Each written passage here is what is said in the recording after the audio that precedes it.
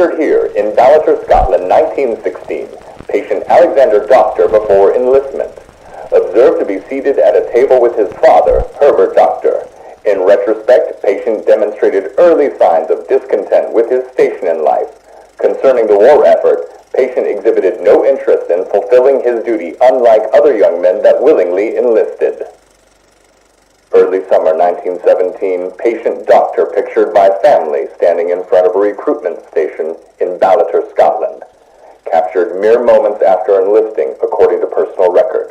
Hesitant and reluctant to have done so. Patient was now officially bound to head to combat. His facial expressions show us a man far away from reality, even before his fight. Perhaps a dreamer, a man away from society.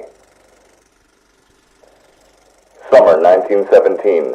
Patient is standing in front of the family farmhouse alongside his father.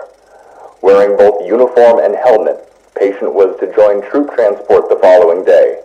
Still reluctant, still unhappy to be heading to the front lines. Patient later clarified life in Scotland was no joy, but was truly heaven compared to the horrors witnessed at the front. Front lines, Messines, summer 1917. Patient is pictured here with members of his platoon. Pictured left to right, Alfred Clark. Patient Alexander Doctor, Commanding Officer Davies, and Lewis Thompson. All of these men, except for Alexander, perished in the attack over no man's land. According to letters obtained from families of the deceased, it was clear that patient was outside of his platoon's liking. The only man Alexander remained on good terms with was Lewis Thompson. The day prior to his platoon's over-the-top charge, one of the patient's unit members was shot dead as he peered over the top of the trenches. It was reported that patient was in close proximity to this incident. Likely, witnessing this event only added to his well-documented lack of courage and hysterical fear of combat. Patient pictured at start of over-the-top charge. Patient refused orders to follow his platoon members. According to reports, patient was to offer support fire while his platoon charged ahead. Patient remained in a crouched position, crying and offering no response to orders, even while threatened at gunpoint by his commanding officer. Eventually, Davies knocked the patient unconscious and joined in the charge, resulting in his own death. After the disastrous attack, patient was sedated and transported to the isolation ward on the military-commissioned RMS Validus.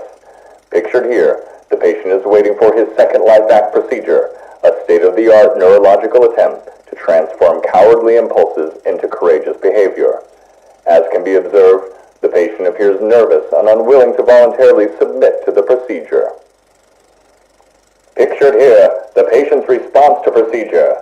Reaction is severely negative, and patient is left in a nearly animalistic state of mind.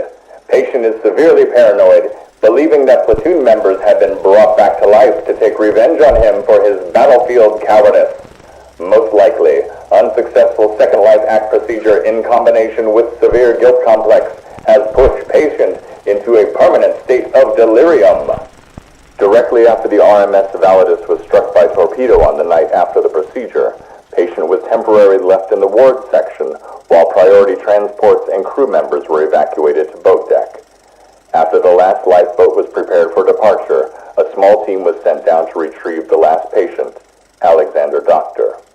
According to witnesses, the ward was flooded beyond entrance, and patient was found in first-class corridors in a state of severe panic and delirium.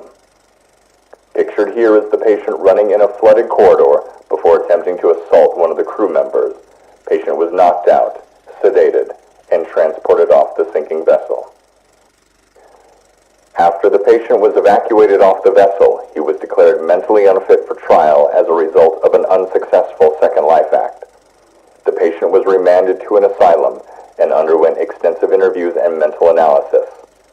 Patient is pictured here in present day, 1937, 20 years after the event. Patient still claims he is stuck on the RMS Validus as it takes on water and complains of his platoon members haunting him to this day. With no progress made and no prognosis of ever achieving even a remotely successful recovery, patient will remain in the asylum for the remainder of his days.